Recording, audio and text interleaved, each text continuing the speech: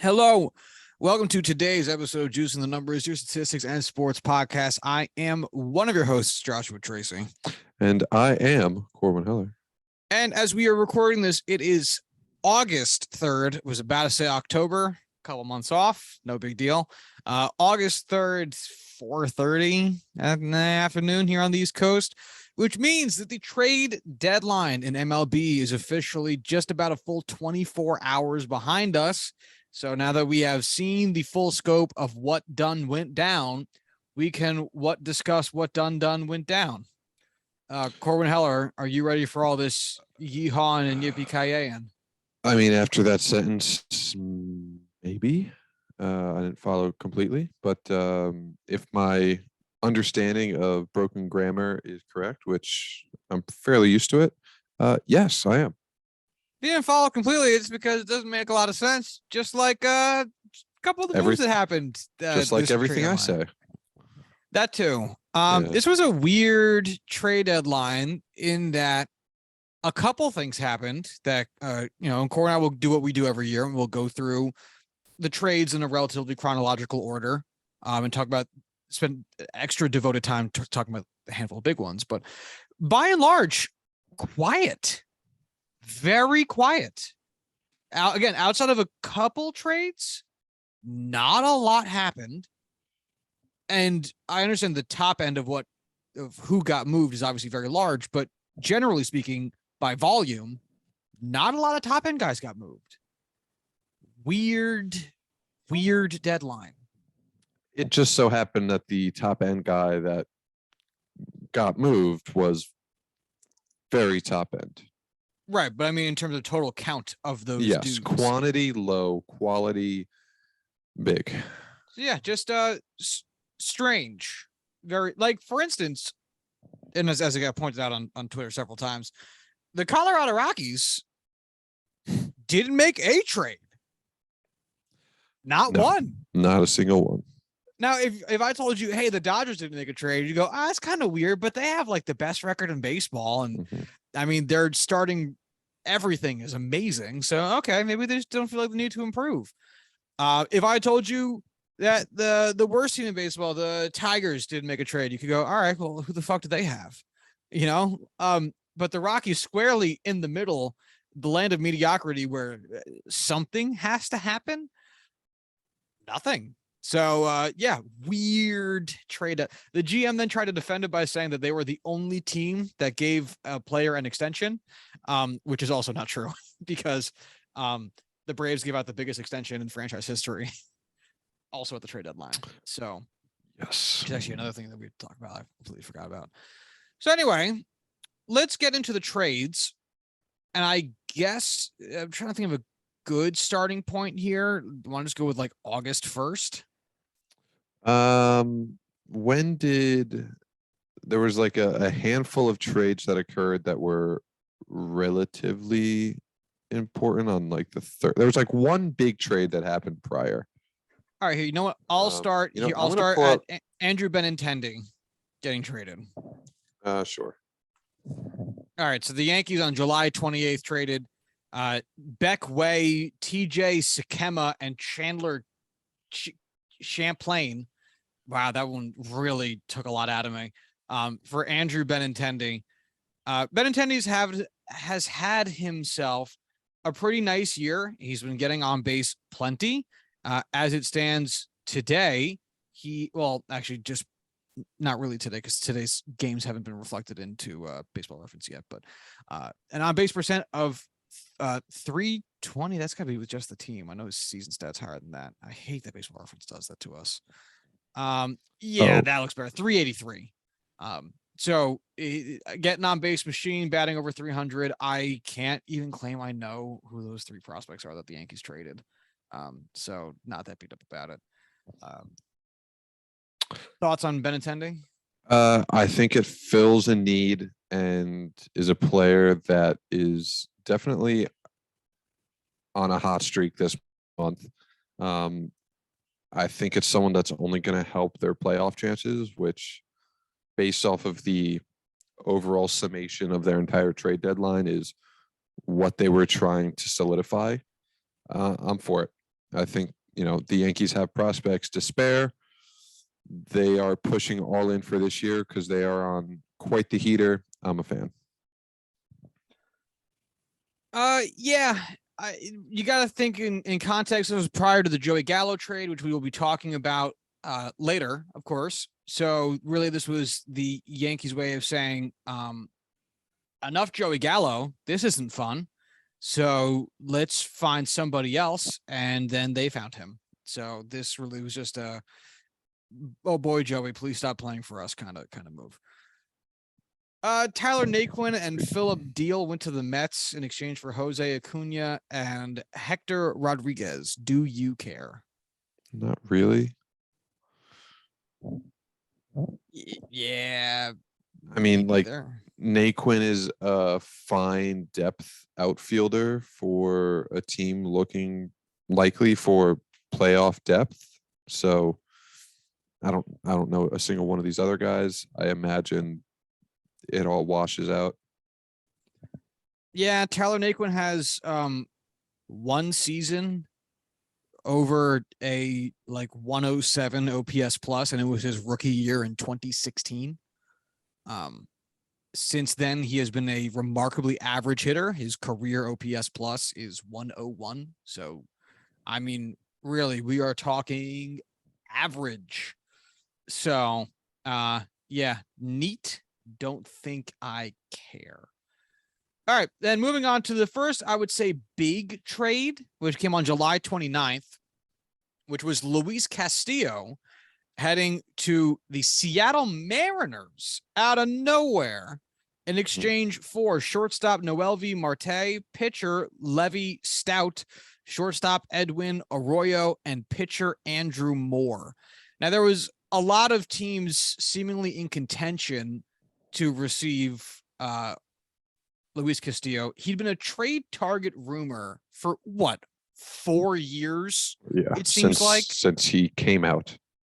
Yeah, the Reds haven't been good in his entire tenure there.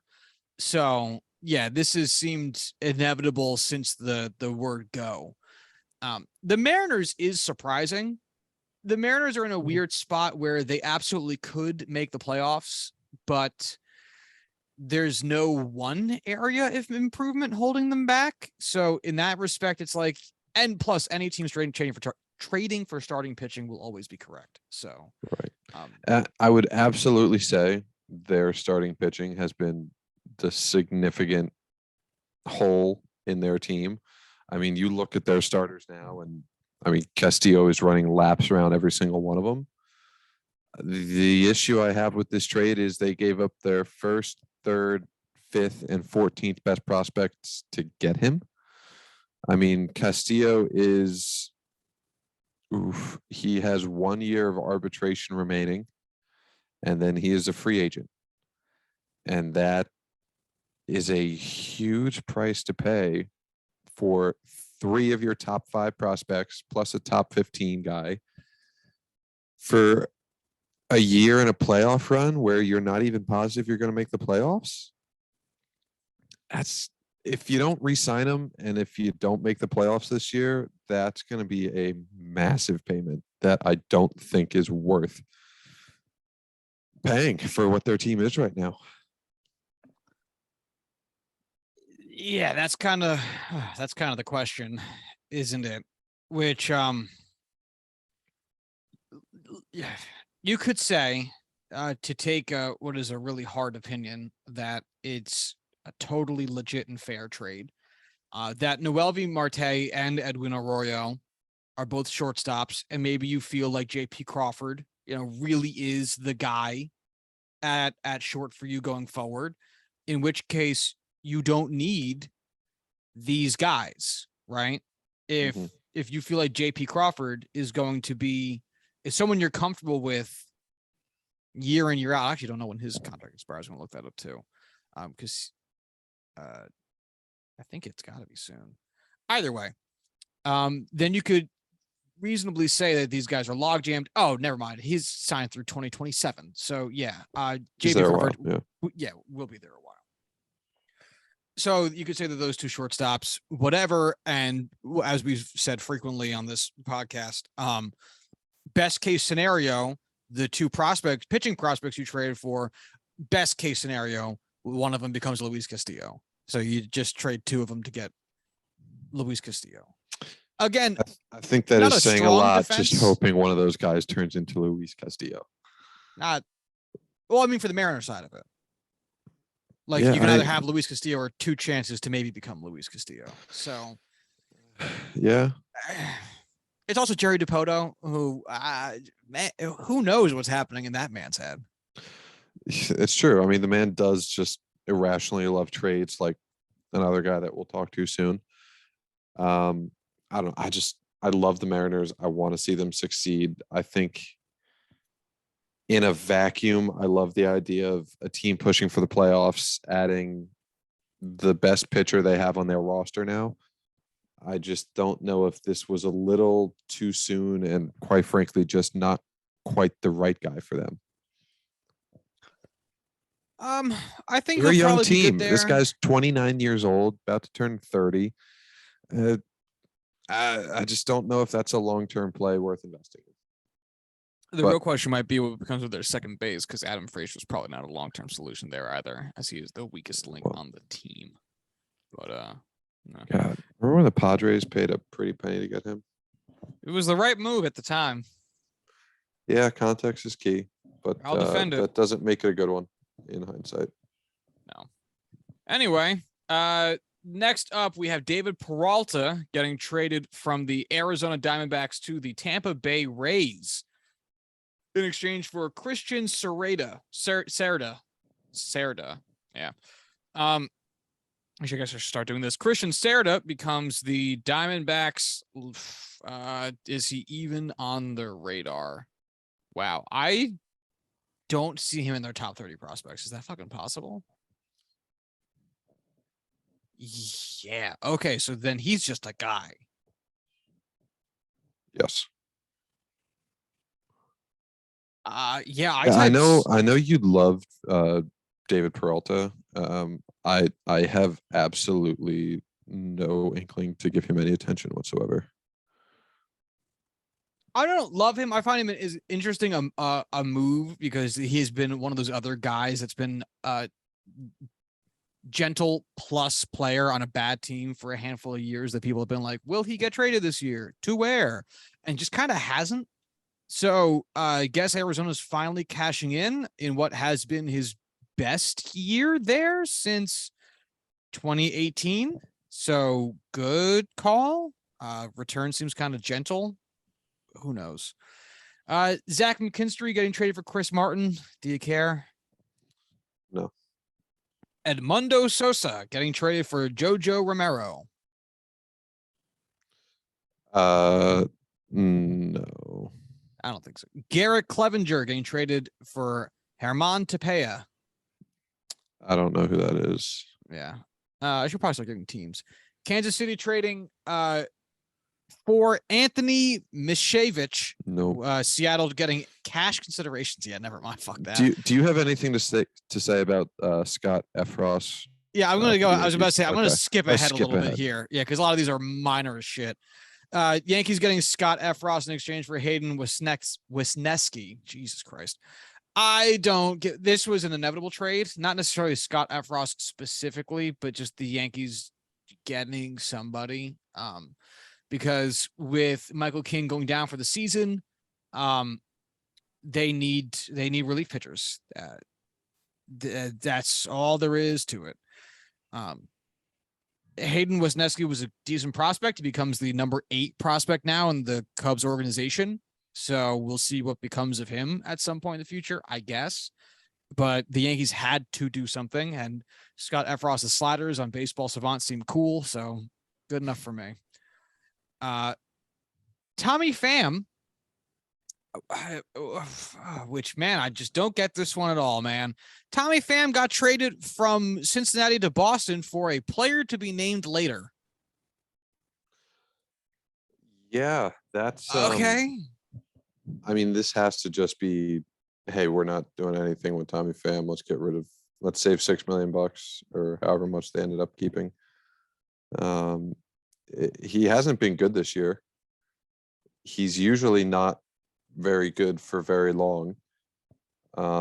He hasn't had an OPS above 103 since 2019 when he was still in Tampa. He's been a bad baseball player for a little while. And I can't figure it out. I don't know what Boston thinks this accomplishes for them, because whatever player they send back is too good to be included in this trade, because we all know who Tommy Pham is not helping you win the division next year. Absolutely not. So whatever prospect you trade away to acquire Tommy Pham probably would have been better spent, if you're going to move a player in that manner, acquiring better talent somewhere else, even if it's just a throw-in guy at the end of a deal. So, looking at their depth chart, in a sense, he fills a role keeping JD Martinez from playing in the outfield. At best, I don't know the last time JD Martinez has played in the outfield. Well, I guess when he was on the Diamondbacks. Yeah, really? Not at all for the whatever. Well, Regardless, he's played games with the Red Sox in the outfield, but he hasn't been an outfielder. You know what I mean? I know what you mean there. Yeah. I think he fills a role. I don't necessarily think their team gets better on paper, but I don't think it actually does anything to improve their chances to do better. Because that's what I don't understand, which is all right, so you kept JD Martinez out of the outfield because what do you think you're accomplishing? You know what I mean? He's not on your team next year. You're not going to the playoffs this year. I'm not saying burn him out, but I'm also why the extra preservation and caution? It doesn't matter. I mean, this isn't even worth talking about. Do you want to just skip to the other trade they made? Because it's the exact same story. I want to get there chronologically, or I'm going to lose my place. So we're in August now, by the way. So that brings us to the next trade, which is another one I heard absolutely zero rumblings about in the fucking slightest. It was 2 hours of hey, they're taking calls to, oh, it might be this team, to, oh, this has already been signed. He's actually already in the city. I don't even think it was 2 hours. I think it was 45 minutes of, they're doing it. It's done. Yeah. Yes. Which essentially is San Diego we haven't acquiring Josh Hader in exchange for relief pitcher Taylor Rogers, and then prospects Robert Gasser, Estuary Ruiz, and then pitcher Dinelson Lamet, which Dinelson Lamet has already been DFA'd by the Brewers. Fuck. Yeah. Included the injury. That's wild. Dude, it makes this so much weirder.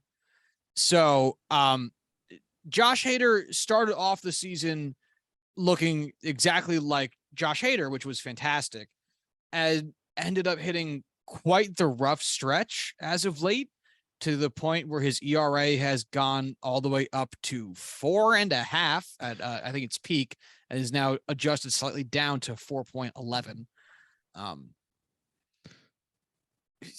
Yeah. I don't know. You're the Padres fan here, buddy. Tell me about it. I'm a little torn because on one hand, I irrationally love Josh Hader and the way he throws a baseball. I will say that he is not quite having the season you would have hoped that he would have. That ERA is a little scary because the FIP is still relatively high at 3.47 for the kind of player he's billed as. 4 All-Stars in the past 5 years is very good. Don't get me wrong. Taylor Rogers has had a 4.35 ERA this year with a 2.34 FIP. I think it's an upgrade for those two players for sure.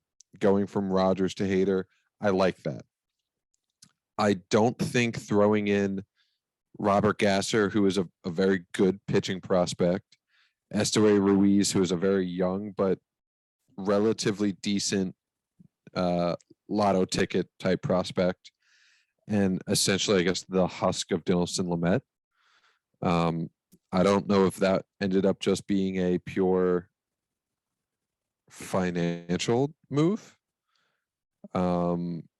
just to kind of even this all out. I do not know the story with Dinelson, but I don't love this trade unless Josh Hader really rekindles the kind of player he was the 3-4 prior seasons and not the guy he's been this year, which I get is the hope. So just for reference, or to put it in context of what Josh Hader has been this season, his month by month ERA splits. In April and March, his ERA was 0. In May, his ERA was also 0. 9.1 innings in April, March, 7.1 innings in May. In June, in 8 innings, his ERA was 3.38. In July, in 9.1 innings, his ERA was 12.54. And then so far in August, his ERA is back to 0. So he only has, of the 4 full months he's pitched, he only has an ERA at all in 2 of them. One of them is under 3.5, and the other one is north of 10. So the Padres here are really thinking like, all right, he just had a really rough July. Yeah. And we'll figure that out. All right. Thank you for doing all of the research. I actively chose not to, because that's great. That is exactly what I wanted to hear. Yeah, I think it's more likely than not, when a really great player goes through a skid like this, that they're going to return more to form than they won't. Like, obviously, Josh Hader is not a true talent 13 ERA pitcher. Obviously. Mm-hmm. If you told me that Josh Hader finished the season with under a 4 ERA, like under a 3.5 ERA, even really like notched it all the way down, I would not be surprised. Anyway, just to round this one off, Robert Gasser and Esteury, I'm actually not sure how to say that one, Ruiz become prospects 8 and 9 respectively within the Brewers organization. So those become 2 top 10 prospects for the Brewers. All right, that brings us to another marquee trade, which involves this time our local hometown New York Yankees, as they acquire Frankie Montas and Lou Trevino from the Oakland Athletics in exchange for pitching prospects J.P. Sears, Ken Waldichuk, Luis Medina, and second base prospect Cooper Bowman. So obviously, with Luis Castillo out of the running, and since he had gone to the Mariners earlier on, all eyes turned to Frankie Montas, who has been one of the very few bright parts of what has been a bleak Oakland Athletics season. And quite the pretty penny for the man who so far has pitched over 100 innings already and under a 3.2 ERA, which has been the second best ERA season of his career so far. All that with a 4-9 record because the A's blow hot ass. It costs a lot to see him go. Ken Waldichuk was one of the top Yankees prospects. He falls now number 3 in the Oakland Athletics system. Luis Medina comes in at number 7 in the A's system. Who's the other guy I said? Oh yeah, J.P. Sears might end up actually being just a starter for them like this year. Listed as a 19th prospect, and then Cooper Bowman, not gonna lie, I have no idea who that is offhand, but he is the 29th now prospect. So all 4 of these guys landed in the top 30 prospects for the A's, 2 of them being in the top 10. So costs a lot. Lou Trevino's sucking dicks this year. Doesn't he have a great FIP? 3.8 FIP compared to his 6.47 ERA. With the A's. I do think I saw something where it was like, oh, if you actually look at like similar to what we just did with Josh Hader, I think it's like, oh, he just had a really short period of being really fucking bad. No, his ERA is pretty shit the whole year. Yeah, it started really bad, and it's gotten a lot better. But yeah, no, I see what you mean. It's been pretty consistently up and down. I again, there's too many trades for me to dig into all the players involved. But if I had to guess, I'm willing to bet that one again, the Yankees just need relievers. Their pitching has been heavily taxed as of late, especially with injuries. So it'll be another guy that they can turn to throw the ball. And I'm sure that there's going to be some devil magic that they work on making his like slider invincible or some shit. Who knows? Frankie Montas has not pitched yet. He will be pitching on Sunday for the Yanks, so we'll find out what he looks like then. But they're going to have to sorely lean on him because of another trade that we'll get to, which makes this one all the more important to pan out. It really needs to pan out for the Yanks for this season. So any thoughts on this one from you? I will save my thoughts for the strategy for when we get to the other trades, and Fair we enough. can close out. A three-way trade.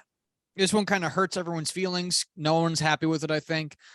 Baltimore Orioles acquire Seth Johnson and Chase McDermott. The Tampa Bay Rays acquire center fielder Jose Siri, and the Houston Astros acquire Jaden Murray and Trey Mancini. Which it sucks seeing Trey Mancini leave Baltimore. It sucks seeing Baltimore trade away players. Baltimore's strategy this deadline I find to be a little bit confusing. It looked like they might actually be in the running to take on some talent. I was genuinely hopeful for the third year in a row that they would realize that they had a good thing kind of going and add rather than subtract. But I guess they don't view Trey Mancini as part of the long-term plan. I honestly kind of agree with the idea of we have been working towards a goal following our blueprint to build the team the way we want to build a team for X number of years.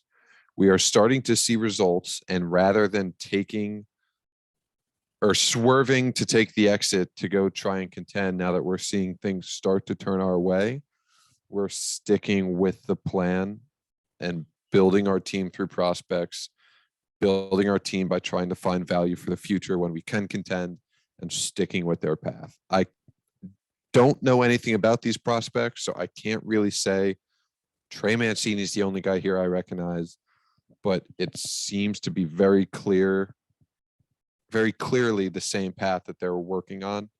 So I'm happy to see them stick to it. That makes one of us. You have to retain your talent at some point. I totally get that, but yeah, I will say the Orioles of today don't necessarily need a 28-year-old outfielder 5 years from now when they're trying to play for championships. Which is why which is why I would say that clearly the Orioles don't view Mancini as part of their future plans. Right.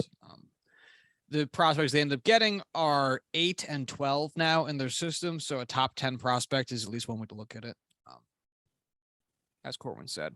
Yeah. And pitching has certainly been the Orioles' Achilles heel as the team has tried to improve, so certainly needed down the road a little bit more than hitting at this point. So keep an eye on that. I don't care about Jimmy Walker for Ford Proctor. Nope. The Boston Red Sox traded away Christian Vasquez to the Houston Astros in exchange for Emmanuel Valdez and Willier Abreu. Boston, pick something to stick to. Just go one way or the other. Are you buying or are you selling? And that's what because when this happened, and we could talk about a non-trade. When this happened, I was like, okay, all right. So this is the beginning of them doing some kooky shit. Like this is now we're going to sell JD Martinez. Now we're going to take everybody that has value that isn't locked into a contract and try to get something from them because we're not competing this year the division's really tough, and we need a serious retool. We're not a Tommy Pham fourth outfield depth piece away from competing. And then no, this is like the only other thing that they did. I don't get it. I'm right there with you. I really have no idea what they're trying to accomplish. So pick one. Emmanuel Valdez, who is an everything, second base, third base outfielder, becomes the 28th best prospect in the Red Sox system. And Wilyer Abreu becomes the 29th best prospect in the Red Sox system. So both just depth guys for the Double-A team. It's man, it's a fucking head scratcher. Like those are moves you make, like you just said about the Orioles. Those are moves you make for 3 to 5 years later. Completely agree. But that's the only move they made.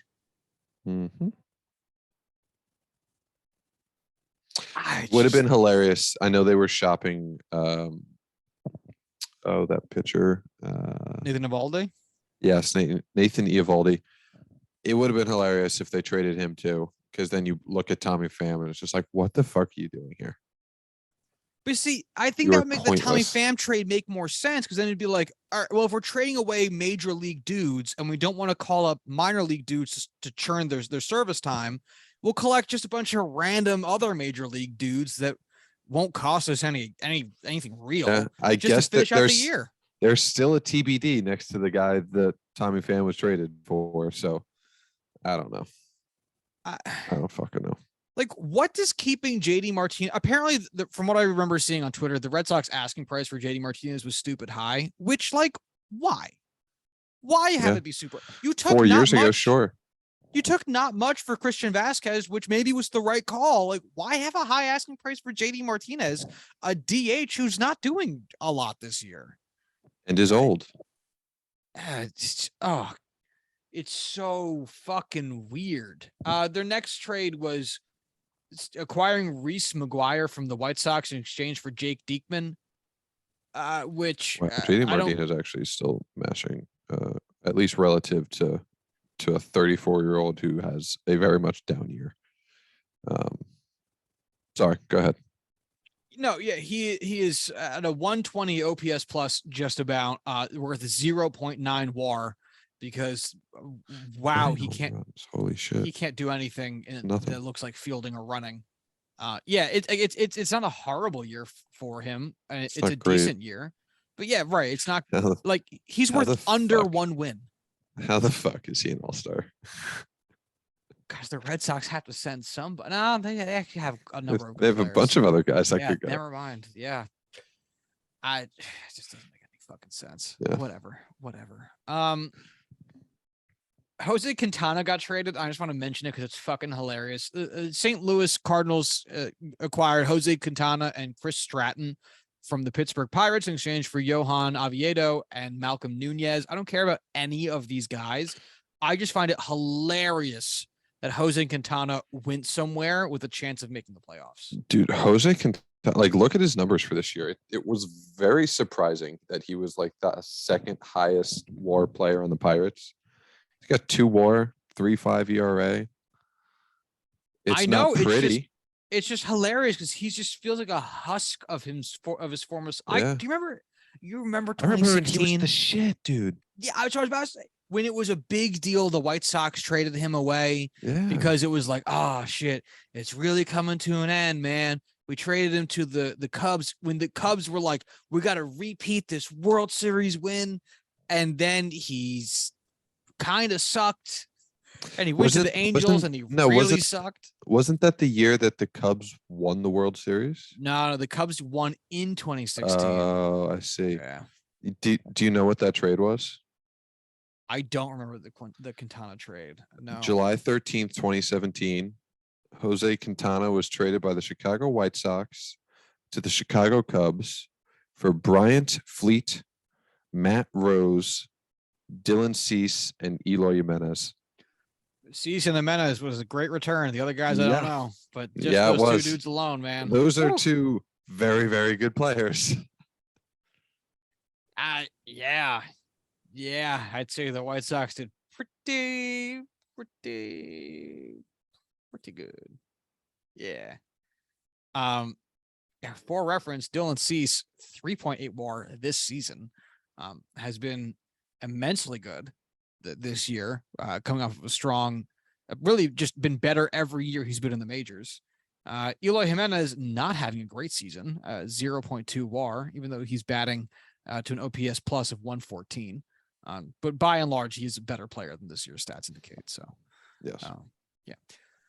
Anywho, Jake Odorizzi gets traded to Atlanta in exchange for Will Smith, which is kind of a weird trade as well. Because Jake Odorizzi, throughout his tenure with Houston, it's just a 1 year. All right, well, regardless, he has been good, but I believe the way that Houston's viewing this is they just don't need more right-handed pitching, and would rather have some more lefties. So kind of dealing from a position of strength, I guess one could say. Yeah, and it's not like Will Smith has been valuable in any conceivable way in the past 3 years. No, not really. Yeah. Wow, he finished the most games in baseball last year. Will Smith. That's not a good thing. 60 games. That's how many saves? 37. Wow. Yeah. That is purely that's because he was there, not because he earned them. Yeah, man, I guess so. Yeah, it's tough because I don't want to get like too far into the weeds on any one trade that's not the big ones that we have to talk about. Oh yeah, like I'm already over him. Yeah, but like just for reference, because this seems so odd, because I think one would tend to have faith in Jake Odorizzi and think it'd be weird to trade this player. They have, for right-handed pitching, Justin Verlander, who refuses to die. It's getting frustrating.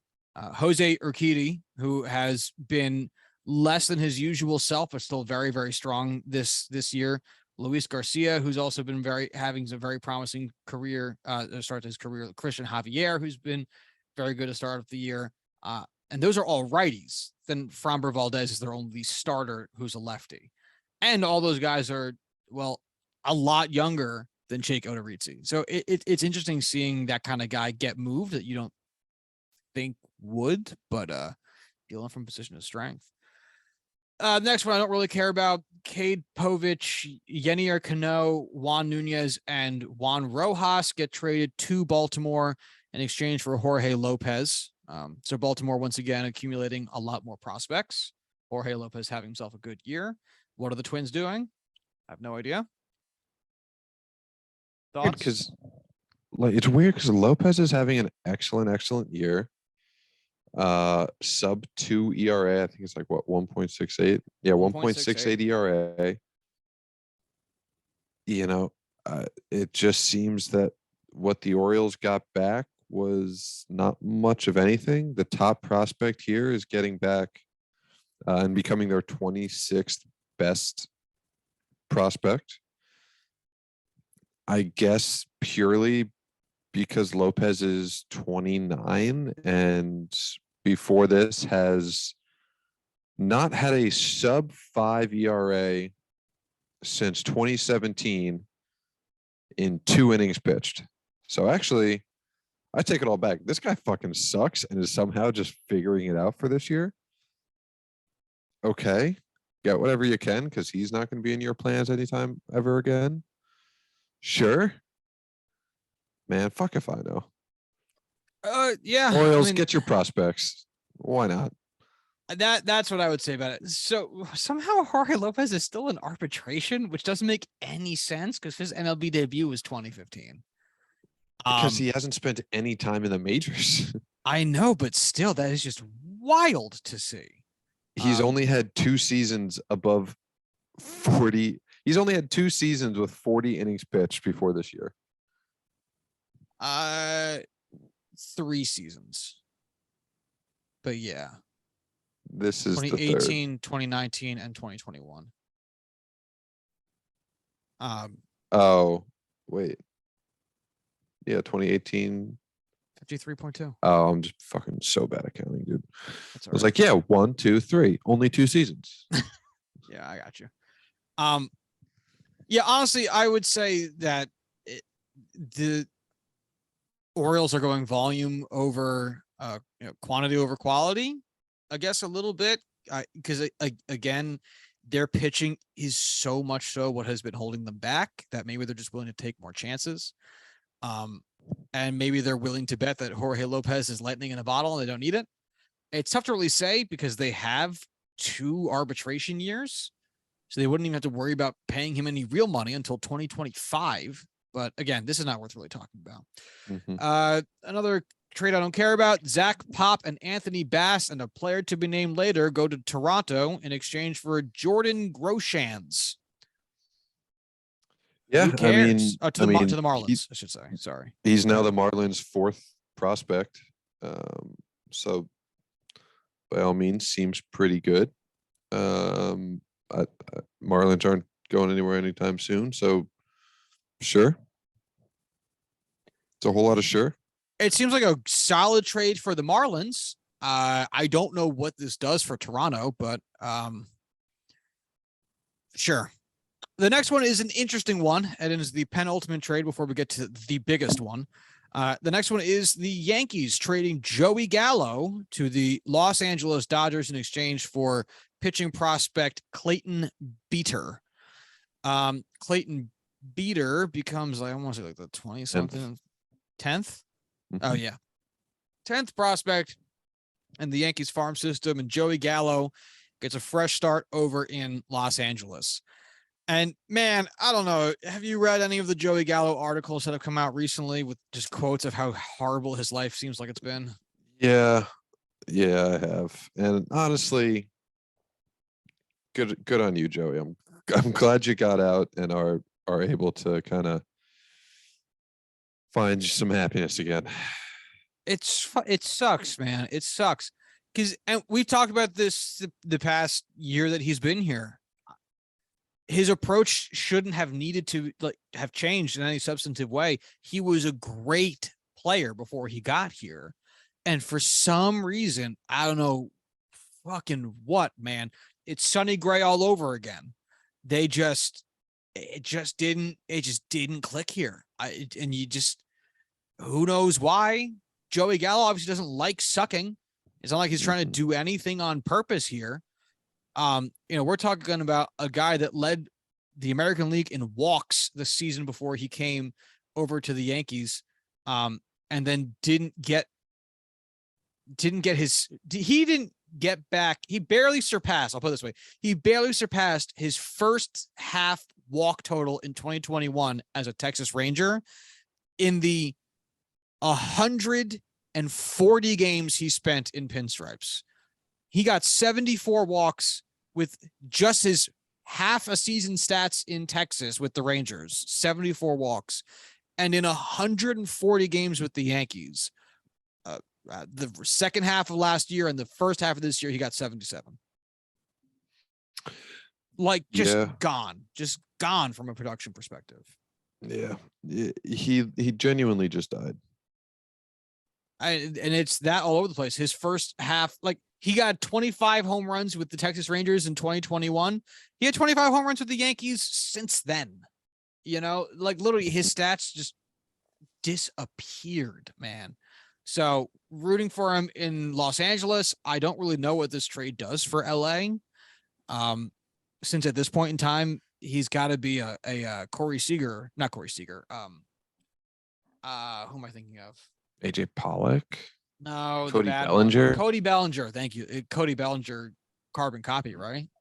Left-handed, pretty close. That just can't connect. Hits really far, but doesn't really hit all that often. Yeah. So yeah, I do not care. His roster spot was worth more than him, which is again, it's a shame to say. He seems like such a lovely dude. Genuinely wishing the best for him. I hope he hits fucking 500 over in Los Angeles with another 10 dingers before the season ends. But Agreed. Joey Gallo seems like a very lovely person. I wish him the best. Truly. I just want to see how many years he has left in his contract. I hope this isn't a walk year for him. I think So it is. sad. I think it is too. It is. It is. Oh, it's the worst. All right. Well, anyway, this gets us into the big one. A trade that Corwin and I had just talked about the possibility of happening. The prior episode, including the possibility of it not happening because of what it would mean to the Nationals organization, and that is the trading of one Juan Soto and first baseman Josh Bell to the to the San Diego Padres. In exchange, the Nationals received from the Padres pitcher Mackenzie Gore, shortstop CJ Abrams, outfield prospect Robert Hassel, outfield prospect James Wood, pitching prospect Harleen Susanna, and DH Luke Voigt, after Eric Hosmer vetoed his inclusion in the trade. Yeah, before we get to, you are such a little bitch, Eric. My God. It's his rights, man. I know it's his rights, but fuck that guy's rights. I just feel bad for Luke. Yeah, like if Luke Voigt doesn't try to punch Eric Hosmer in the face, a la Jock Peterson getting slapped in the outfield, he got done so fucking dirty for no reason. God. Well, hey, no, this should be a lesson to the Padres. Don't give players no trade clauses that aren't good and don't deserve it. Well, they signed him to a ridiculously long contract when he was still good. He was never this good. He was never good enough for that. He had 3 Gold Gloves. So he used to play good defense. He used to be able to put balls in play with his bat. He was never this bad. That was also at a time when the Padres had nothing and had to overpay just to get people in the fucking building. It was a very different team that signed Eric Hosmer. I am aware, but at the same time, the point stands that be wary of to whom you award no trade clauses. It wasn't even like it was a full no trade clause. It was only a handful of teams. It just so happened. Whatever. It is what it is. So we got Juan Soto. Who fucking cares? There's a lot to digest and to understand, or to try to understand with this trade. To the point where, man, it's almost tough to even know where to start. The fact that just real quick, Eric Hosmer, I lost his name for a second, would ultimately end up getting traded to Boston. So we're going to talk about him here as well, because that's part of the reason that Josh Bell was included in this deal. Was Hosmer was still getting off this team. So the fact that they could even swap Bell for Hosmer is huge. Already a huge upgrade for the Padres are off the bat. And if you look at this as like a Voigt for Bell straight up, or if you want to throw even one other, the worst prospect on top of that for Bell straight up, but then this trade is fucking insane. If Luke Voigt was the one included from the start, I wouldn't feel nearly as bad, because that would just be, okay, he had to be included in this deal to replace Josh Bell.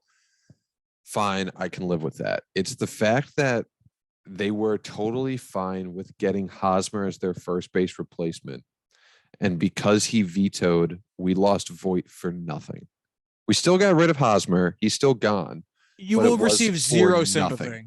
You will receive zero sympathy from anybody on the face of the planet. Oh my God. We lost Luke Voigt for nothing but Juan Soto. Oh my God. The Yankees fans are giving me shit for not getting every penny back on the dollar. Oh, cry me a river, sir. You don't get to take the moral high ground on this one.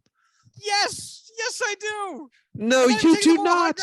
You're taking the low ground. We had to give up Luke Voigt for nothing. Suck a Why- dick, bitch. You got Juan Soto. Why are you giving me shit for being sad that Because we're I'm losing a player that jealous. has value for no reason? We shouldn't have lost him. Eric But Hosmer you shouldn't be a still bitch. make That's out. it. That's the thing. At the end of the day, the Padres still gave up way less than I thought they'd have to give up. I really don't think this is that lopsided of a deal for what it's like. I don't think you look at what the Nationals got and think, oh wow, they lost out on so much value. Guess what? They lost Juan Soto. That's a huge deal. But if neither of these guys resign, I mean, this is Josh Bell's final year. We have him for the postseason. Juan Soto, we have 2.25 years of control over. That's fantastic.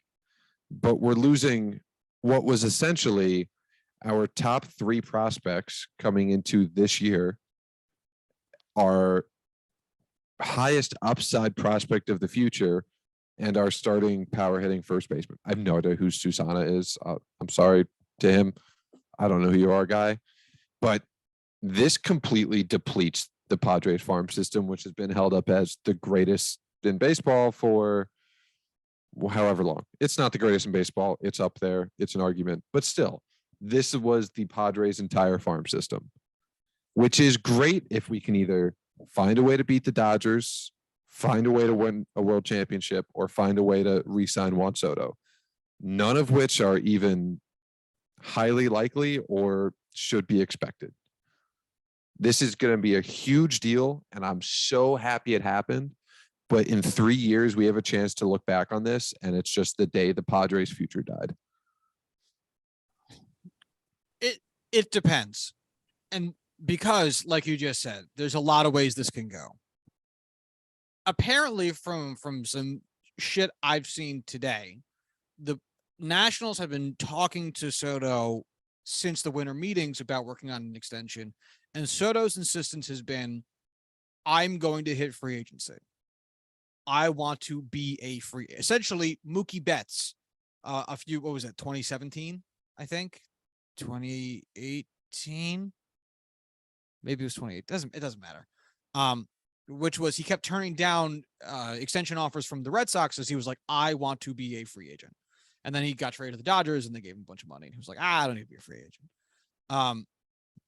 If that's the case, and there's genuinely nothing you can do, which it seems as though that was the Nationals' feeling, then I guess that's the right thing to do. Because the more years of control that he has to not re-sign with you, the more you will get from trading him. Oh, you are muted. That is what gets you a completely transformative prospect pool. Right. That being said, the chance of, or the prospective of signing a 10 to 15-year deal in Washington after seeing the group of guys that went in before him, a la Bryce Harper, a la Trey Turner, get turned down for long-term massive deals. Anthony Rendon, exactly. And then all of a sudden going to a place like San Diego where you have 2 otherworldly superstars signed to long-term contracts. Dominican superstars at that. Right. Fellow countrymen. That is a big.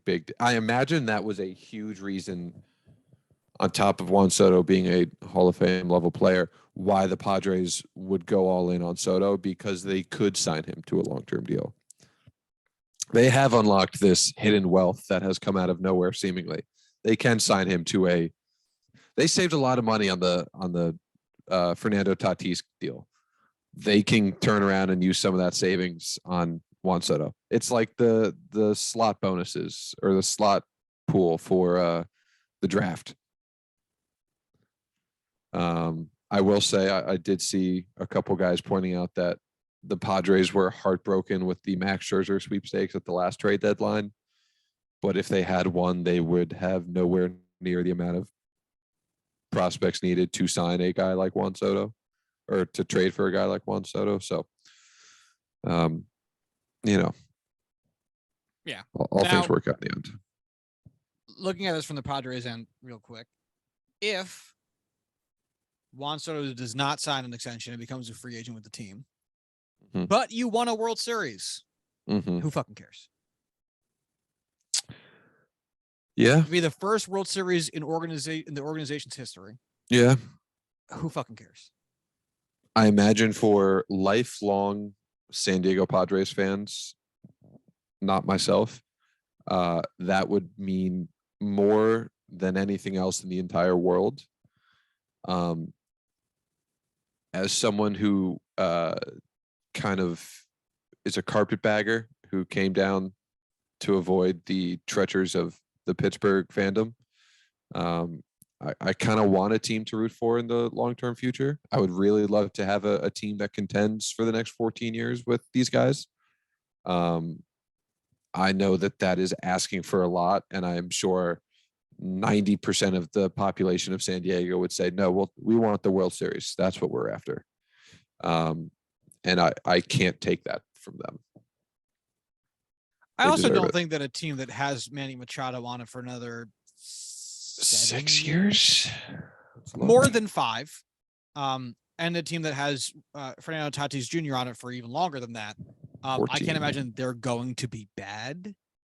Like they can only be so bad, and their GM has shown that he will do whatever. A lot of cocaine. Oh, right. To ensure that they don't become the Los Angeles Angels of Anaheim, which is thumb up ass. Oh, and it's broken. So yeah, I mean, it's that age-old question of, would you trade your next 2 entire NFL draft classes to win a Super Bowl today? So like if you're the Lions, right, in a heartbeat. If you're the Patriots, maybe not. But if you're the Lions, if you're a Lions fan, and I said you have no draft picks at all for 2-3 years, but you win the Super Bowl this year, every motherfucker in Detroit is taking that fucking deal. Well, and yeah, right. because their drafts don't matter to begin with. But you pick any down on its luck organization, and every Jets fan, I take that deal in an instant. You pick any down on their luck organization, the Toronto Maple Leafs, every Leafs fan takes that deal. Oh my God. They would every single one of them. They trade their fucking grandmothers. If the entirety of their team had to be traded after they won, they would trade it for a Stanley Cup. Yeah. And they would be right. Yeah. So to that effect, so go ahead. For reference, Manny Machado is signed for 6 years following this season with a player opt-out in 2024. Which would be before Juan Soto's. No, that would be the same year. As it would be the same. Yeah. Interesting. Now, if Juan Soto only plays in San Diego for the next couple seasons and does not resign, and the Padres do not win the World Series, that's a tough pill to swallow. Juan Soto is under contract through the 2024 season. So he becomes a free agent in 2025. Yes. Gotcha. All right. That makes sense. Yeah. Okay. At that point, but at the same time, it's like, it's a tough pill to swallow, but as the GM of a baseball team, you literally could not have been doing more. I mean, at that point, you just got fucked. What's coming back? The former number 1 overall prospect in baseball, or I think it was number 2. I think Wander was blocking him at number 1. Regardless, former top 3 prospect in all of baseball. This season's number 4 prospect in all of baseball. A guy who was easily next season going to break into the top 10. A guy who was projected on the trajectory he's on to be a top 10 prospect in baseball. Another prospect pitcher, and a guy who's going to be your now everyday starting first baseman, and a positive player at that. So it is a mass of talent. We'll see. Yes, it is. The question will forever be, though, will it be worth more than Juan Soto. The best comp for at this point in their career is would the Yankees have been better off with Mickey Mantle after his age 23 season or four dudes who seemed pretty promising at the time? Mm-hmm. Because Mickey Mantle went on to become worth what? I'm not even gonna look it up. 120 WAR, something close, stupid like that. Like with no knees. The man didn't even have knees, and he was worth 120. I mean, I'm not even remotely worried about the future accolades of Juan Soto. He will get his. Even if he takes a dip, he will still be a top player in all of baseball. It's just in 3 years, are we going to look back and say, damn, that was a good attempt to take it while you had that window. It just didn't happen. Or are we going to be able to look back in 10 years and have to jump that far out to decide? I mean, 4+ prospects, chances are at least 2 of them are going to hit. There's a good chance all of them hit. There's a decent chance none of them hit. If you don't sign Juan Soto, there's a good chance none of that matters. If you don't win a World Series, or if you do win a World Series, absolutely none of it matters. There's like 6 different variables here that we all have to look back on, and we're not going to be able to answer it for a long time. See, and that is where I will. That's where I will disagree. This will never be a bad trade for the Padres. It just won't.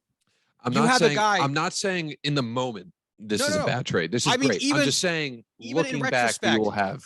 It will never have been. It will have 100 out of 100 times been the right trade to do. There will. I know what you're saying. I'm not saying right. I'm just saying now, good. It will always. You have a guy who has the same, or the only comps for what he has accomplished thus far into his season are accolades he shares with some of the greatest players in baseball history. Whether he pans out or not, if this trade gets proposed tomorrow, if a trade of similar comparison gets proposed 5 years from now, 10 years from now, every GM on the planet makes the trade. Whether he becomes a 100 WAR inner circle Hall of Fame player or not, this is not a question of fringe talent or 50 WAR guy who everyone agrees was like really, really good, but the other 2 dudes were worth like 40 each, and it's like, was it? He is so beyond and so young compared to whatever else you could possibly be doing. How the entirety of the value shakes out, we won't know for years. Mm-hmm. We won't know for 15 years with all reasonableness, if not more, depending on how long this freak of nature's career lasts for. But it will never have been a bad deal for the Padres to make. Never. Because of what he is today. I do agree. What all these guys are today. I completely agree with that. That's the tough part. I am so excited to watch tonight's game. I will stay up late just to watch the introduction of Juan Soto. I hate you. I don't care. I hate you.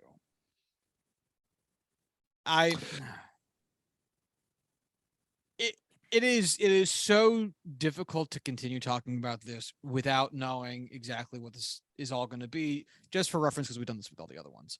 Robert Hassel III becomes the top prospect in the Nationals organization. Mackenzie Gore isn't listed as a prospect within the prospect rankings. I think him and Abrams are active. On the roster. So both those guys are going to be on the team.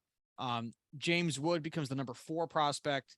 Harleen Susanna becomes the number 8 prospect, and Luke Voigt also becomes a player. Yeah, so they're number 1, 4, and 8 players. All 3 prospects that they receive, true prospects, as in their prospect rankings, are within the top 10.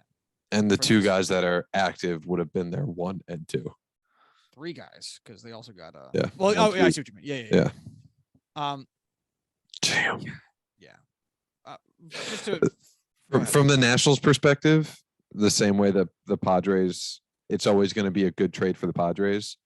If you know Juan Soto will not sign with you, you gave him a mega contract offer and he said, no, I won't be with you. This is a win 100 times out of 100 anyway. Well, that's what's going to be Maybe so like interesting. 95 out of 100. What's so fucking interesting is going to be what the hell does he sign a contract? What is the contract value he signs for? What with the Padres, if he waits to hit free agency, whatever. Because you got to know, like, okay, because not that it's going to reflect poorly on the Padres, it's going to reflect poorly on the Nationals. Because if it's like $600 million like we were talking about the other day, where it averaged out to like 40 million over 15 years, it's like, that's what we're splitting hairs over. $11 million a season. One decent player's worth of salary a year is what you lost maybe 15 years of amazing production for. One average to good player. That's DJ LeMahieu makes more than that. You're going to like, that's one Aaron Hicks. Like, you know what I'm saying? Whatever he signs for, we're going to have to look at it and be like, all right, well, the Nationals offered him 29.5 a year. He's going to make, he's going to make 45 a year. He's going to make 50 a year. Do you remember what the Nationals couldn't do it? I'm going to get mad again. Go ahead. Do you remember what the contract terms were that he was offered? It was 15 years, $440 million, because it was just under 30 a season. If they come out and say, hey, this season we're offering Juan Soto 15 by 35 for 525, and they sign him to a contract before he goes to arbitration, I may never go soft again. I really think the Padres need to give him that kind of monster offer before he goes to arbitration. Because arbitration is only going to hurt their relationship. There's no way that can happen. If I'm the Padres, maybe you finish out the season just to butter him up. Be like, like seriously, you know, don't let him pay for dinner for the rest of the year. You know, don't let him pay for anything. Hookers and blow like there's no tomorrow. Whatever it takes, you know, like. Fucking find his brother he hasn't seen in 30 years or some shit. You know what I mean? Like go save someone's life. Hell, if he does have a brother he knows, get him a better one. Regardless, but like take the next 2 months, 3 months of acclimation to the city of San Diego. You know, let Fernando and Machado, who obviously also have a vested interest in keeping him around, since they have long-term deals. Let them be like, bro, this is a great place to play baseball. This is a great place to be in your 20s. This is a great place to be Dominican. Like this is a great place for your future. Look at these fucking houses we got, all that type of shit. Let the season play out, World Series or not, whatever. And then before the winter meetings or whenever free agency officially starts, I forgot what the timeline is on that. Like you said, day one. I think it with the contract. 1,000%. Yep. And then San Diego, every man in San Diego will digest food more poorly because too much blood will be directed down to the dick. San Diego will be set back. Will be set backwards evolutionarily because they'll have their appendix will regain purpose for the incapability of processing meat anymore because blood will have gone elsewhere. Hell yes. Oh man. And there's more trades. None of them are more significant than this, but more things did happen. Before we move on, is this the biggest trade in your recent memory? This is the biggest trade of our lifetime. Yeah. We have to keep reminding ourselves he's 23. Yeah. It's not like when Machado got traded or any other rental. Go ahead. Outside of Babe Ruth, just genuinely sitting here and thinking, I don't know of any trades that would have been bigger. And not with a guy that has more sheer talent. Because like you could look at the Ron Howard drop off. Sorry, Ryan Howard. No, Ryan. It is Ryan. Okay, Ron's the director, dude. director. That's why it's in my head. Yeah, you can look at the Ryan Howard drop off and be like, all right, well, yeah, with some power hitters that only hit for power, if the power goes or if they're suddenly missing the ball more, then they suddenly really quickly become non-valuable players. They become liabilities, which would happen to a guy like Ryan Howard. Juan Soto's not that. Juan Soto's got a vicious eye. He has not just power numbers, but he has average numbers. He has gap to gap ability. It's not just over the seats or bust. It is everything. He's got skills that would take more to depreciate fully than just not hitting the ball quite as hard. Oh, and he's 23 and will probably get stronger. So it's just. Oh, yeah. And he just won the home run derby. Oh, yeah. It's tough to think of a guy because there's some significant guys that have left from like other signings. Like Albert Pujols going to the Eagles was a really big deal, but that wasn't a trade. I don't. Maybe A-Rod going to the Rangers. I don't remember what he got back though. Like what they got back in return. You know what? Here, quick pause in the show while I find that out. So my memory betrayed me. Alex Rodriguez was not traded to the Rangers. That was a free agency signing. He was traded to the Yankees. Josh is a fake Yankees fan. More like I was 7 at the time that this trade. Sorry, 6 at the time that this trade happened. But yeah, are you ready for what the return was? Yes. Alfonso Soriano and a player to be named later. I wonder who won that trade. The player to be named later was Joaquin Arias, who retired in 2015. It doesn't matter. Was worth throughout his entire career 1 WAR. Yeah, it doesn't matter whatsoever. Alfonso Soriano played in Texas for 2 seasons, and then that was it. He left to go to Washington. God. So essentially just traded him for. That is the worst deal George Bush made since becoming president. Meanwhile, Alex Rodriguez, while he had a difficult time at the end of his career in New York, managed to amass with the Yankees. Hold on 1 second. Let's see how much WAR. 54 WAR in his 12 seasons with the Yankees. Oh, is that better? Pretty good. Pretty good. It's funny because the Yankees paid him $318 million for 54 wins.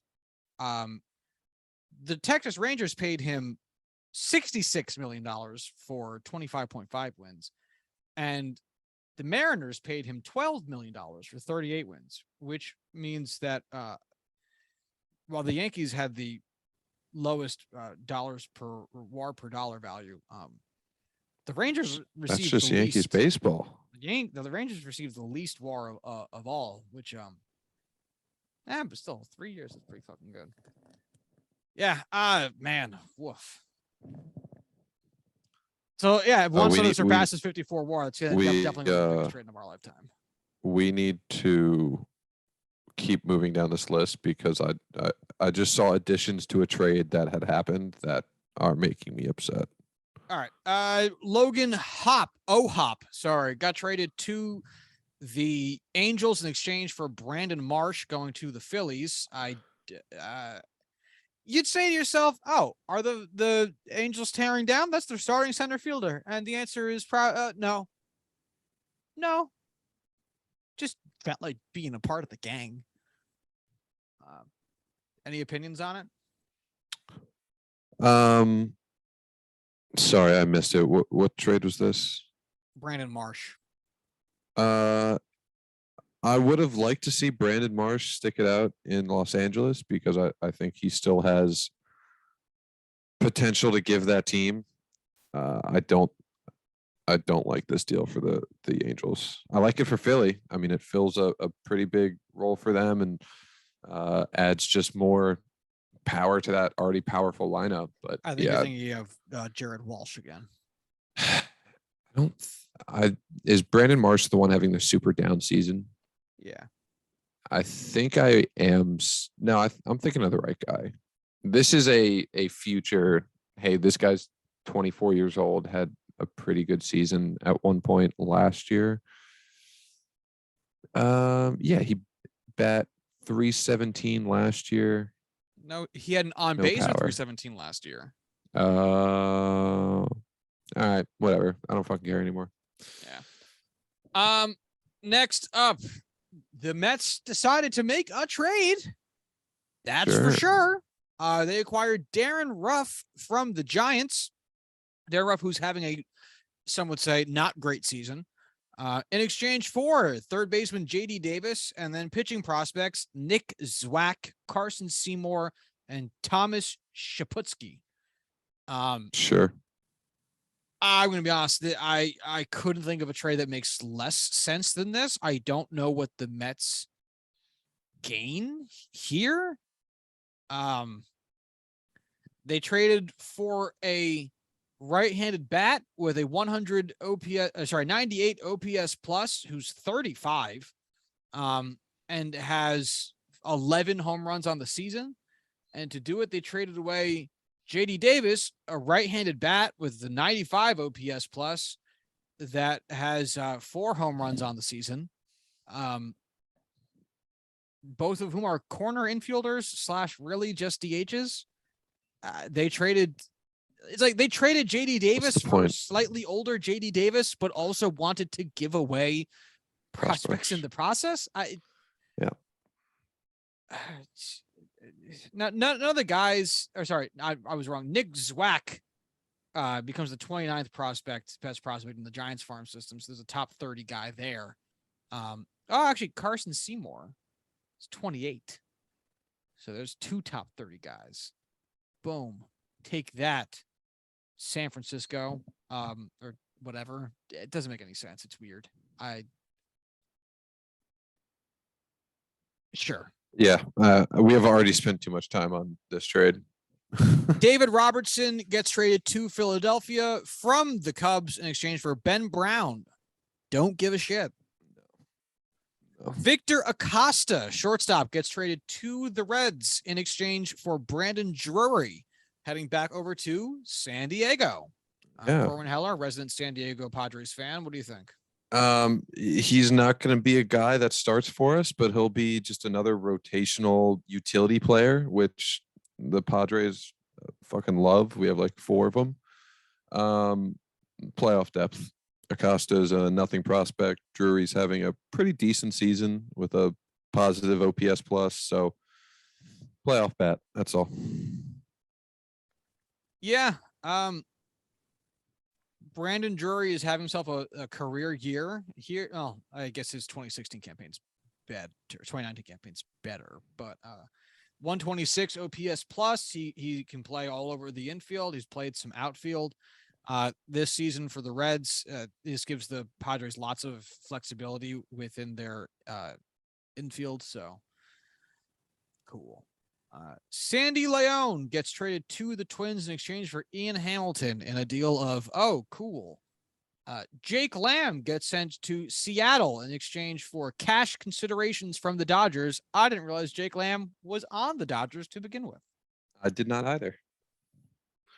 Oh, I feel like Jake Lamb is like, oh, I imagine he's still that young up and coming first baseman that has some hope to him. But I feel like he, in reality, has been around for like 4 or 5 seasons and is just kind of a blah kind of guy.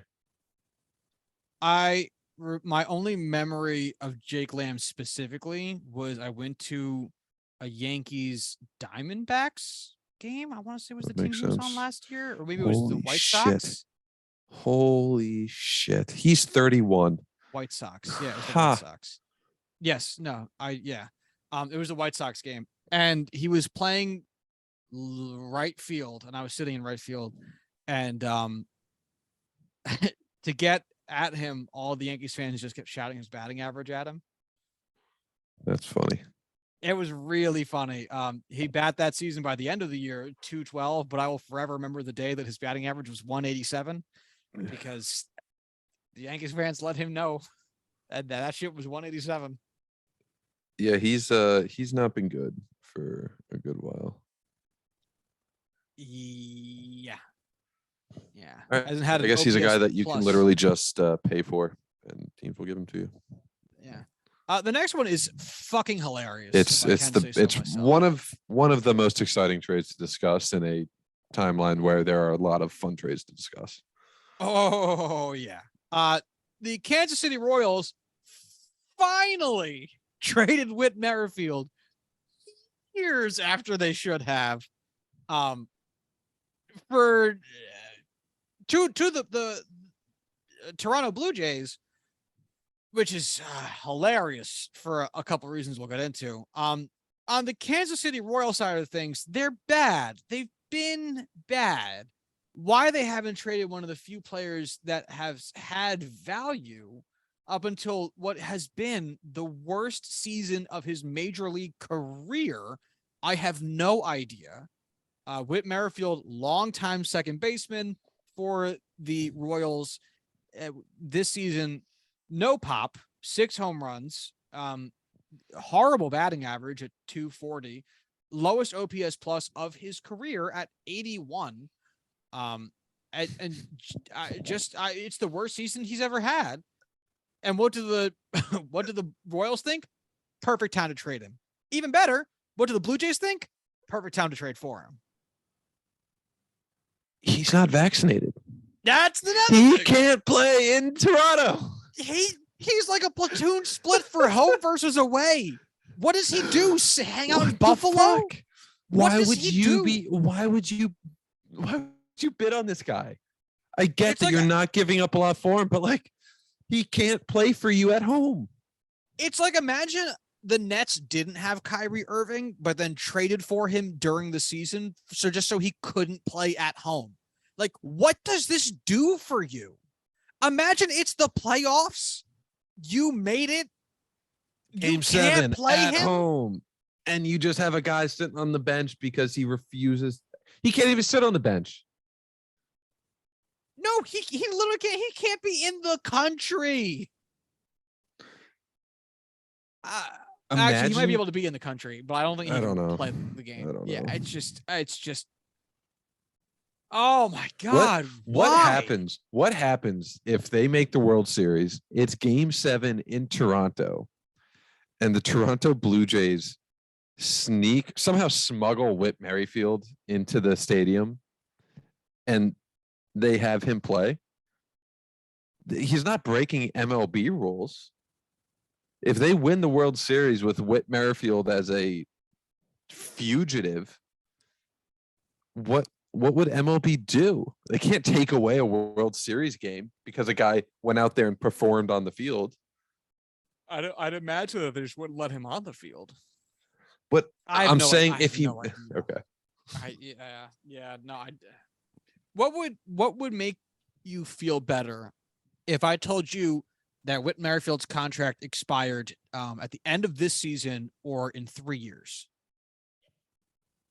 Or like some 3 to 3 or 4, something like that. 3 or 4. I guess I would say that because there's a chance that he can either change his mind or that you could trade him. Otherwise, it's just you're giving away prospects for literally nothing. Oh, the answer is he has two more seasons, 2023 and 2024, under control. If the Blue Jays decide to keep him, they have to pay him $6.75 million next year and $18 million in 2024, which would be hilarious. However, there's a club option that includes a $750,000 buyout. So I guess I could just buy him out of his contract for under $1 million. That seems like a bad part of your contract. The return, Samad Taylor, it becomes the Royals' 23rd best prospect, Maximo Castillo, it becomes the 13th best prospect in the Royals system. So 2 top 30 prospects in exchange for the ghost of Whit Merrifield, an unvaccinated player that can't play in your home stadium. I just can't figure it I out. can't wait. Outside of the Juan Soto trade, I can't wait to see how this one plays out most. Like the Yankees trading for Benintendi was kind of annoying because he's not vaccinated, and like what happens if we have to play a playoff series in Toronto. But like you can also be like, but what if we don't have to play a playoff series in Toronto? They even the playing field. Oh, you don't have a starter? Okay, we won't have a starter too. The government wants to control your mind, brother. Everyone who's not vaccinated is Hulk Hogan in my mind. Anyway, I gotta go make a sex tape, brother. Gonna come dangerous and close to saying the N-word, brother. Yeah. So the Blue Jays followed that up with another trade where they acquired Mitchell White and Alex DeJesus. Yeah, Alex DeJesus from the Dodgers. 8-year-olds, dude. Fucking 8-year-old dude in exchange for Nick Frasso and Moises Brito. Corwin, do you know who these people are? It's fake Jesus and fake Moses. What more could you want? Yeah, like I had to type Mitchell White's entire name into Baseball Reference to find him, which is never usually a good sign when it doesn't autofill. Oh shit, is that Mitch? He's 27, and so far in 38 or 50 games, that's a 1.62 average. 38 games, he has a 3.58 ERA. I don't care at all. Yeah, it seems like the Blue Jays are just like, let's just do whatever we can to get there to the playoffs because I have no hope. After that, the Royals were not done, and they acquired outfielder Brent Rooker from the Padres in exchange for Cameron Gallagher. Corwin, does this mean anything to you? You basically traded a quadruple A outfielder for a quadruple A catcher. We just traded for a pretty good outfielder, and half of our team can play outfield. So sure. Cool. I don't think this is a guy that makes our starting 25-man roster, but he'll be on the 40 type of deal. Why not? The Angels acquired Tucker Davidson and Jesse Chavez from Atlanta in exchange for Raisel Iglesias as they continue the weird partial teardown that they have for this season. I hate that the Angels are selling. I get why they're selling. I just hate that they are constantly in this state. Well, at least they get something back from Raisel Iglesias, who has 0.2 WAR on the season and over 4 ERA and is 32. Yeah, you're not wrong. I don't hate the trade. I hate the situation we're in with that team. Here comes the other part of that Padres trade that we were talking about earlier, where Eric Hosmer gets sent to Boston along with Corey Rosier and Max Ferguson and cash considerations in exchange for Jason Groom. So as soon as I saw that we were sending multiple prospects and cash with Eric Hosmer in exchange for just some random prospect, I was like, you have got to be fucking kidding me. It turns out Jason Groom is now our 11th best prospect, which all things considered is a pretty decent spot. And only one of the two guys there is a top 30 prospect. Max Ferguson is like 29 or 30. So I can't be too upset in the prospect exchange. We're actually getting someone of consequence back. I don't know. I'm glad Eric Hosmer is going to a place where you will get playing time, but it is a hopeless amount of playing time because he's not going, like Boston's not doing anything. No. It is, and honestly, like looking at this from Boston's perspective, I don't get this. I don't get why you would take a guy like Eric Hosmer on, give up a meaningful prospect in exchange for what they would be getting in return, which is a negative bat and a negative glove. I don't get, again, this would make more sense if it was a full teardown for them, because then you'd say, oh, they just need guys to finish out the season so that they don't have to call up prospects that they want to manipulate their service time for. Shitty, but we all know that that's what happens. But they're not doing it. So there's no reason to do it. Doesn't fucking matter. Yeah. Maybe they're hoping that the short left field wall will give something for Eric to aim for. Let's go to the Yankees now. Well, I want to hear quick, this discussion. Austin Romine gets traded to Cincinnati for cash, which I didn't realize Austin Romine was still playing MLB baseball until I saw this line and was like, oh, that's so sad. But the next one, Jordan Montgomery gets sent from the Yankees to the Cardinals in exchange for Harrison Bader. And I sigh my entire way through this because what the fuck is this? For both teams, I don't understand. I understand it more for the Cardinals. I don't get it for the Yankees. I don't understand it for the Yankees. Go ahead. No, I'll let you finish if you want to. If you said you had a bunch to say. Our starters has been a point of weakness for us, not just this season, but for years. Our starting pitching has been better this season than it has been in years past. Part of that due to Jordan Montgomery, but also needed now more than ever because with Luis Severino down, Jameson Taillon being very inconsistent, and Nestor Cortez, you just kind of hoping he keeps doing it. It like Jordan Montgomery literally has the second most innings pitched on the team. I don't understand where they expect these innings to be coming from. And yeah, you can say that they can supplant those innings with Frankie Montas. That's great. That's a huge risk to take to trade your number 2 starter in the middle of a playoff push. Who the fuck does that? We're trading a 4th starter? Cool. Fine. You could argue that J-Mo's really a 3rd starter behind Nestor. He's not by innings pitched, but in terms of quality, you could say it. Sure. Fine. Gotcha. However, point remains, second most innings on the team. Where do you expect those innings to come from? And that's why I said the Montas trade better work out, because it at least needs to be revenue neutral. Because otherwise, what the fuck do the Yankees have to gain out of this other than a 4th outfielder? Tell me your thoughts. I think that this is a purely postseason focused move and not looking at it as an inning situation, but as a what are these guys going to do for us in the postseason situation.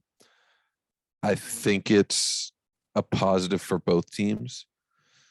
The St. Louis Cardinals have no pitching whatsoever. If they are going to the postseason, which there's, a fair chance they do, Jordan Montgomery is a guy who is going to be starting games for them on a regular basis. If the Yankees are reasonably healthy,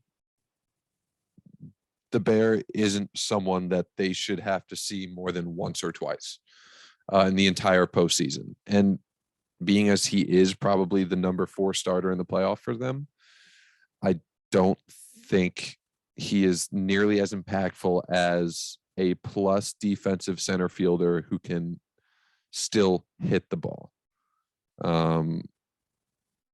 I get why you have concerns because Jordan Montgomery is really the only guy on the Yankees outside of Garrett Cole who can just eat up innings, and that's saving a very depleted bullpen that, as you were saying earlier, I think because of the moves the Yankees had made up until this point, it allowed them to make this trade.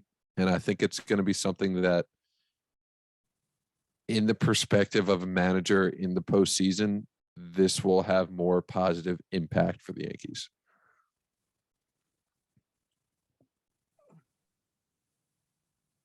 So there's nothing better than Josh contemplating how he's going to attack with his next thoughts. Viciously. I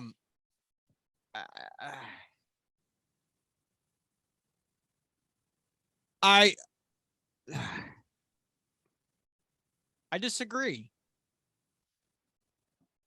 because the bullpen is taxed and has had a lot of injuries this year. Jonathan Loizaga has been down for a certain portion of the year. Michael King's out for the season. Clay Holmes has had a lot of struggle recently, or Aroldis Chapman this time this year. Domingo Germán didn't play a good chunk of the year and really shouldn't be on this team in the fucking first place. He shouldn't be in baseball. And all this to say, you need guys who are going to throw you innings. And if you're trying to make the playoffs, good innings, at least serviceable innings. And no amount of defense or tertiary value points is really going to be able to come up against innings. And yeah, we could talk about next year, but fuck, man, I want to at least make a World Series at some point soon. Like, I don't get why this team has no right to be looking at next year. No fucking right to be looking at next year. They haven't earned looking at next year. And they're clearly not looking at next year. Otherwise, Judge would be extended by now. And so to be sitting on this large pile of talent that they currently have today and have let the trade deadline go by and really not done much. Yes, the Montas trade is cool and awesome. I'm so glad he's here. That is the only trade they did really worth a damn. It's disappointing. Like, you'd rather see a Padres for Juan Soto deal from this year, a Dodgers for Seager and Scherzer deal like they did last year. Some big push which says to the league, like, yes, we know we were already good, but we want to win now. We're going to get fucking better. We're going to engage in the arms race. And for the Yankees to not have done that and to actively have made what is not a position of strength for them worse, yeah, I can't wrap my fucking head around it. It doesn't make any sense. I understand that Harrison Bader is a plus defender. I don't think that Judge has been bad in center field this year. According to StatCast, the Yankees center fielders have been worth 1 out above average this year, which, you know what? Fucking fine. It's league average. Who do you have in right field now? Right now, it's, I guess, Matt Carpenter. Or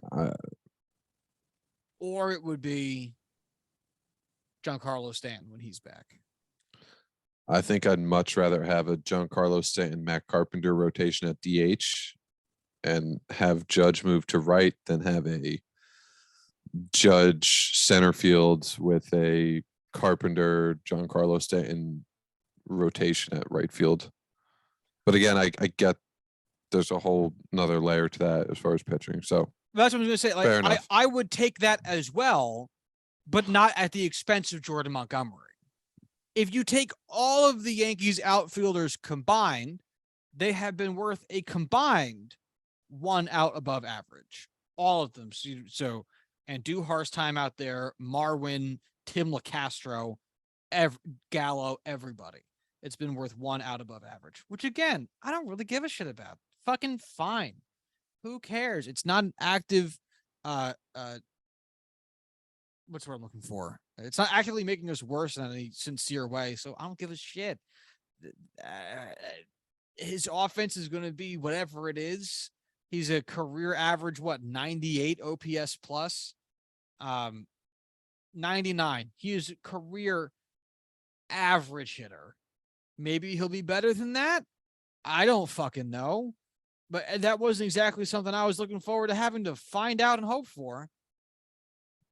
The current conspiracy theory on Yankees Twitter, which, man, I really, really do kind of believe, is that Brian Cashman had a verbal agreement with the Miami Marlins over Pablo Lopez. It was a heavily discussed trade target for a lot of teams and might have been leaving the Miami organization at the final hours of the trade deadline, and that trade fell through. It was supposed to be the accompanying move to this trade.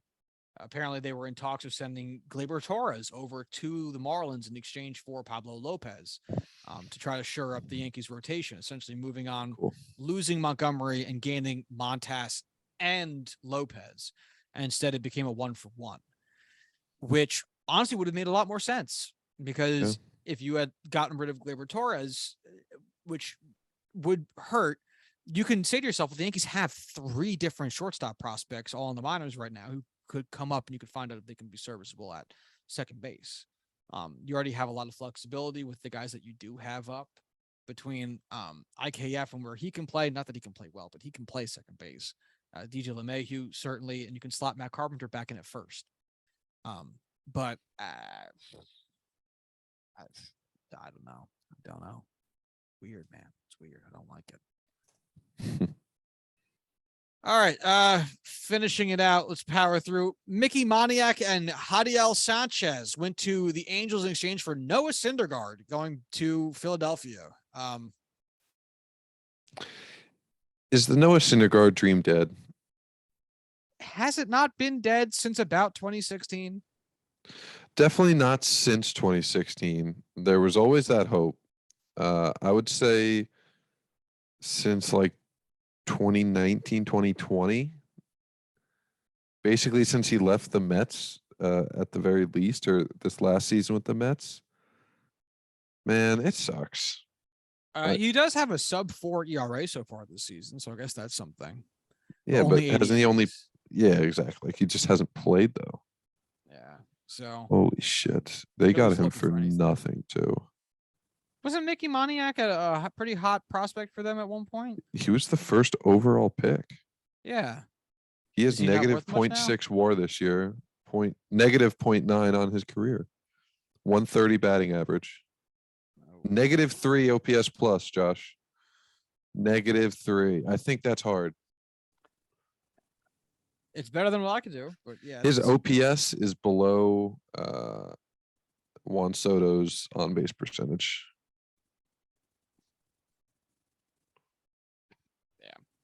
The Seattle Mariners acquire Kurt Casilli and starting pitcher Matt Boyd from the San Francisco Giants in exchange for Michael Streifeller and Andy Thomas. Do you care? No. I did not realize Matt Boyd was with the Giants organization. Matt Boyd, man. Yeah. I remember when he was on the Tigers and he was killing it. And he was like the sabermetrics pretty boy. Wow, he has 9 career WAR. That's more than I would have thought. But in 7 seasons, which is like, that's not a lot. And it's not like he's had really any good seasons. He has never. He has never had a good season. Yeah, but I mean, the Giants are trading him for nothing since he has not played for the Giants this year because he has been hurt. So yeah. The Tigers acquire Sawyer Gibson in exchange for Michael Fulmer heading over to the Twins.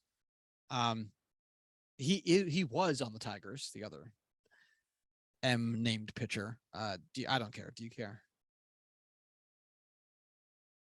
Are you muted again? Yeah. I know Fulmer's been a pretty good reliever over the past couple of years. He was a starter for a long time. Yeah.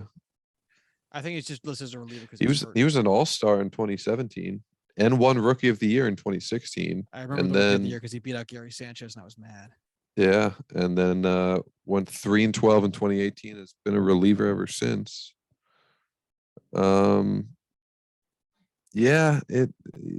it's an if the Twins are trying to push, it's a good trade. Are the Twins trying to push? I wouldn't be surprised if the Twins were making more moves for next season. Sure. Well, whatever. The Mets acquire relief pitcher Michael Givens from the Chicago Cubs. The Twins are currently winning their division. Did not realize that.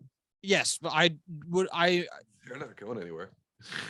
I would also say that a lot of these players have options for next year. Yeah. I wouldn't be surprised if the Twins are treating this year as gravy and then just Sure. Anyway, Trevor Rosenthal gets sent to Milwaukee from San Francisco in exchange for Tristan Peters.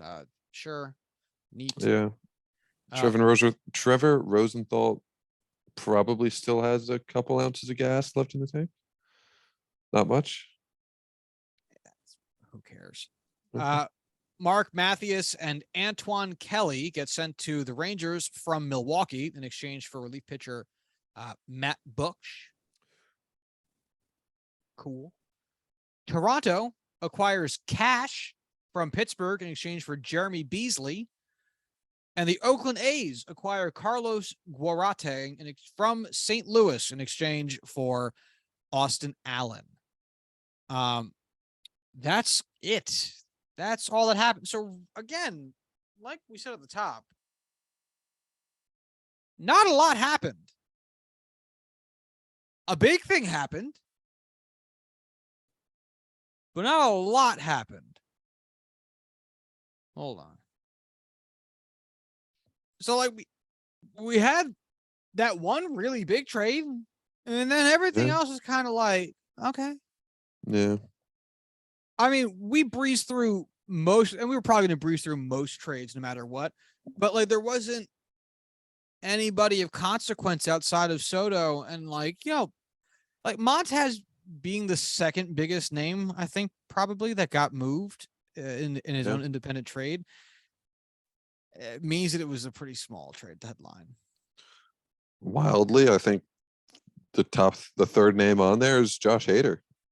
I think the Padres were kind of the big name throughout. It was weird because the teams that have high end talent that we had speculated may be tearing down ultimately kind of didn't, that being the Red Sox and the Giants specifically. Both teams that are, could they be in it with the expanded playoffs? Yeah, they could be. I guess, but the Red Sox are last in the division. The Giants are third, but under 500. So you'd say to yourself, all right, well, they could probably just let some guys go. With the expanded playoffs, it's good because more teams are going. I guess it makes for a less exciting playoff deadline or trade deadline because, again, just not as many guys moving. Yeah, the non-moves from some teams, like Cleveland didn't really do anything. Chicago didn't really, like the fringe teams didn't seem to make any big pushes like you would expect in a more typical season. Yeah, there was no, I guess, obvious trade bait that ended up getting really taken up of big name players. Like we had talked about, if the Red Sox were to move on from Rafi Devers, what would that look like? And it didn't end up going anywhere. Just a whole lot of not much. I think a lot of it had to do with because all of the air in the room was sucked up into the Juan Soto trade. I don't think it gave the teams that were in the running, who were also probably the front runners for any other trades for major players, room to work around other trades. I wonder if it's also so many players have gotten condensed down onto major teams in the past few years that I mean, like look at the Dodgers lineup right now. It's almost exclusively dudes that they have acquired at trade deadlines from other teams, or in free agency, who were stars of other organizations somehow, somewhere. Austin Riley of the huge contract. Yeah. What'd you say? I was just talking out loud. Huge contract. Yeah, sorry. Austin Riley of the Atlanta Braves signed a nice big extension. However, it is still a very, what we've seen from the Braves type of extension, which has the man quite underpaid. So it'll be an average annual salary of $21.2 million, as he will be locked up through the 2033 season, his age 36 season. And granted, sure, Austin Riley could see some sincere regression in the next 10 years, as any player could. But for a man with his regular playing time since 2021 being a 134 OPS plus and a 160 OPS plus this year, finished 7th in MVP voting last year, and likely will finish higher than that this year. Just between the last two seasons, he's been worth 4.8 WAR each year. So, for OWAR, I should say, each year. He's been fantastic. He's about to be severely underpaid in about a few years. if not already. I genuinely don't understand how the Braves don't have a Dodgers-like roster with their ability to both develop players and sign them to utterly disgusting financial deals. That's the part I Like, can't figure out. what do you do? Like, you clearly are a very successful team. You know how to run a business well. You clearly must be making insane money from all of these, successful seasons you have back to back to back to back to back. How are you not buying crazy players at will? Apparently, this was the biggest contract ever given out by Atlanta. Which so like, all right, nice that it went to a homegrown player. That's all well and good. How do you not have more money to give out to all-star players in free agency then? If you're Maybe not giving out that's big contracts. maybe that's the whole shtick. Like, them claiming that they don't have money to give their homegrown talent is how they get them to sign these contracts. So by giving it out to free agents, they would know, oh, they do have the ability to sign that. Maybe it's all just a con. I don't know. At this point, the only rational explanation is that Atlanta hires hitmen to point guns at these people's families. I mean, it must be.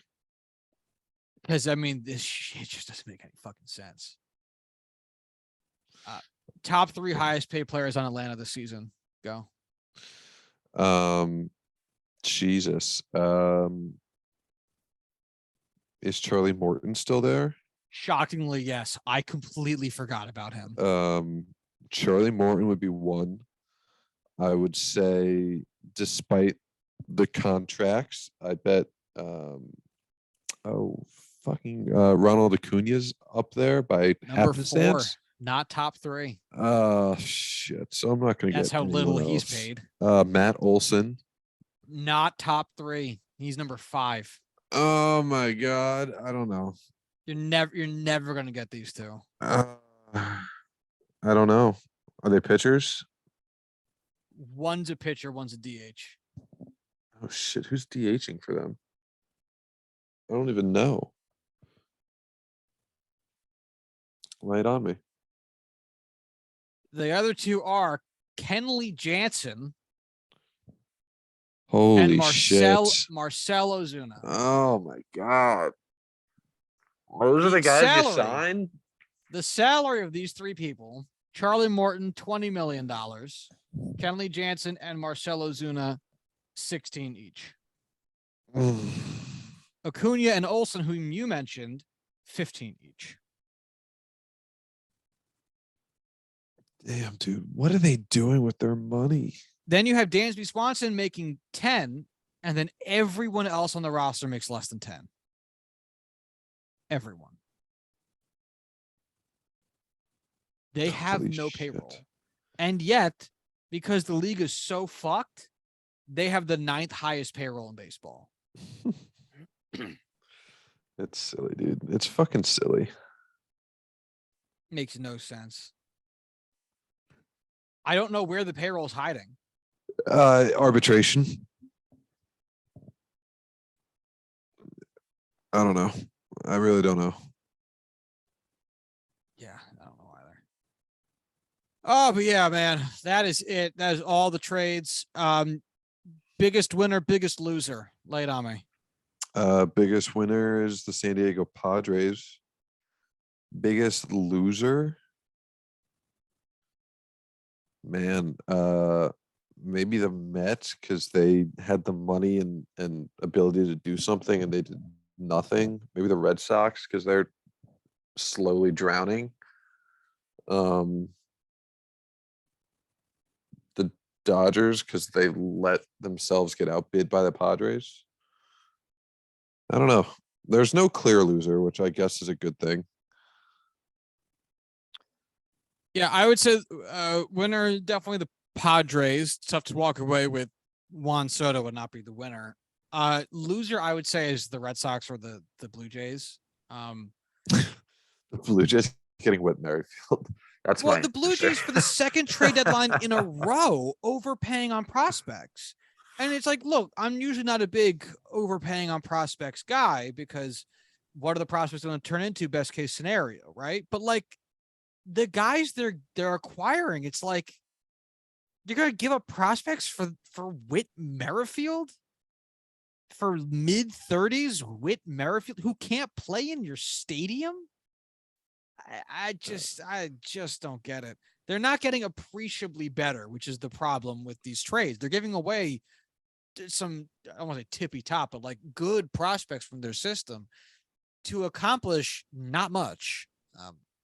So anyway, we will close on this. Vin Scully, longtime broadcaster for the Los Angeles Dodgers, for the Brooklyn Dodgers, and then the Los Angeles Dodgers as the team moved away, passed yesterday as of recording of this Tuesday evening, August 2nd. He was one of the storied voices of baseball for his 63-year-long career. He was a legend for the way in which he discussed the game as it was happening, the poetry he brought to what is otherwise a rather dull sport. As a fan of it, it is not the world's most exciting sport. He did it solo, which, having recorded 45 minutes of this podcast by myself in the past, fuck, that's hard. And he was a Mr. Rogers-like figure in the world of baseball. Just a very warm, very compassionate guy who helped a lot of people getting their starts in the sport. Was always the right man for the right moment. There's very few people that could handle with such grace as he did, not just the monumental task of a large market organization, but also the beginning of the career of Jackie Robinson breaking the color barrier, of Henry Aaron taking the home run record, which he was the commentator for that game. If you watch that clip, that's Vin Scully. The Mets winning the 86 World Series. He's the guy that called the Bill Buckner through the legs play. He's one of the guys that was the champion of the thought of, in big moments, shut the fuck up. In big moments, let the crowd, which we love, be the information for how exciting the moment is. And those things that we can now point to as being some rather standard broadcasting practices being born about because of Vin Scully. He is a Hall of Fame member. Despite his age, where it becomes a little bit easier to say, these things happen, he will be missed. Absolutely.